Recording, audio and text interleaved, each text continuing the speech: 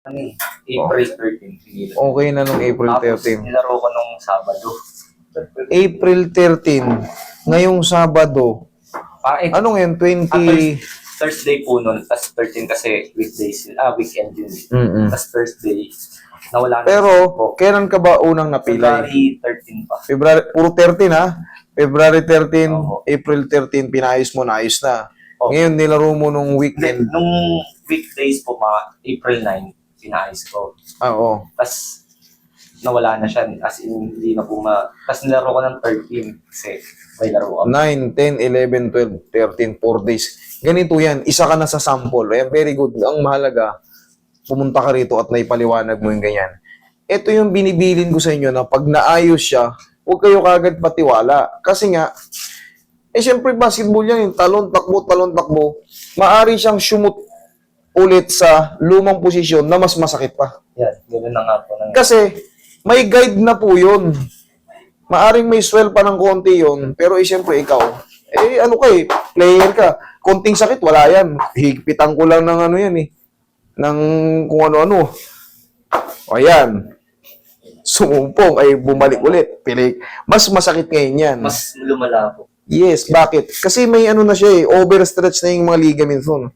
Pangkaraniwan na nadadamage sa atin ACL, manaris nyo naman naririnig yan. ACL, MCL, LCL. PCL, bihira Kadalasan talaga ACL, tapos meniscus tear.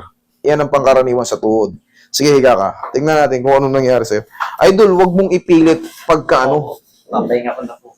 Wag niyong ipilit. May pumipintig po na ano. Yun na yun. After po nun, may pumipintig na ugat. Parang litid. Baka napatid na yung ano mo ron. Ay, hindi. Sana partial tear lang sa meniscus, hindi ACL. Susubukan ko ngayon, testingin natin ngayon kung ACL na to. Paano malalaman ng ACL? I-position nyo ng ganyan yung pasyente nyo. Hawakan nyo sa ilalim.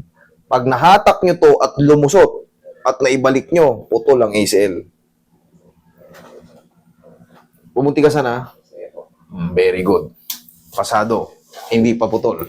Kasi ganun din yan sa kabila. Matigas din yan. Ito walang problema yan. Oh. Kahit iangat kita dyan. Pag putol ang ACL mo, aangat yan. Pero nararamdaman ko po, yung ilalim ng dito, umaangat po, may litid talagang para siyang... Meniscus yun sumasabit.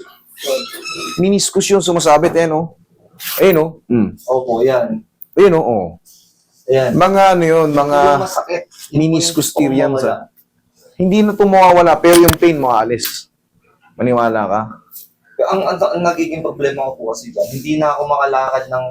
Makakalakad ka ulit na maayos. Pero hindi, yung... nakatupi po, masakit. Ayun nga, pag gumaganon po, masakit yan. Pag masakit po yan. Kaya naag-aalangan din po ako maglakad ng normal. Kaya hinihila-hila ko siya. Hawakan mo to, sir, para malaman yung naging damage. Ayan. Ayan. Yun nga yung kumakaldag-kaldag na yan. Ayan. Kasi nga, naayos na siya, maaring na-scratch na yung ano mo yun, mga meniscus mo. Ano yan?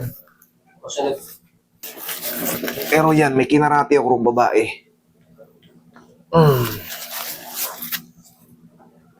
Mga may katungkulan sa embassy.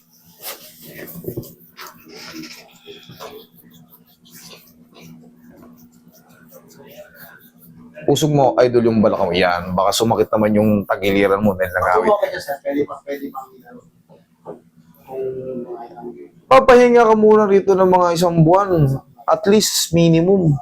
Huwag niyong ipid katulad nito. Naayos ka na pala Pinitik mo ng 3 araw, 4 na araw.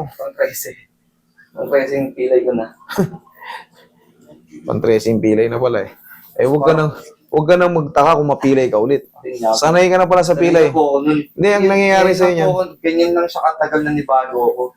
Kasi po, before pandemic, hindi na po. Sir, meron po tayong mga piyesang nasisira. Hindi porkit naayos. Akala mo walang nadadamage sa mga meniscus. Pag pina-MRI mo to, doon mo malalaman lahat. Pag pina-MRI mo to, hanggat hindi mo to pina-MRI, palagi na lang tayo mag-uhula-hula, ACL, PCL, MCL. Pero pag pina-MRI mo yan, sa'yo na rin mismo nang galing na paulit-ulit lang. Pang 13 na ito. Kanina, mahilig ka sa 13 April 13, February 13. Pang 13 pilay, Diyos me. Relax lang. Relax lang mong labanan. Dapa ka. Roy, padapay mo, Roy. Pero, sir, hindi na maano na kahilot pa dapat mo. Pag maglalaro siya, mag-knee support na siya. Kung sa manghihilot, marami namang magagaling na manghihilot eh. Ang kailangan lang sundin nyo lang yung sinasabi ng manghihilot.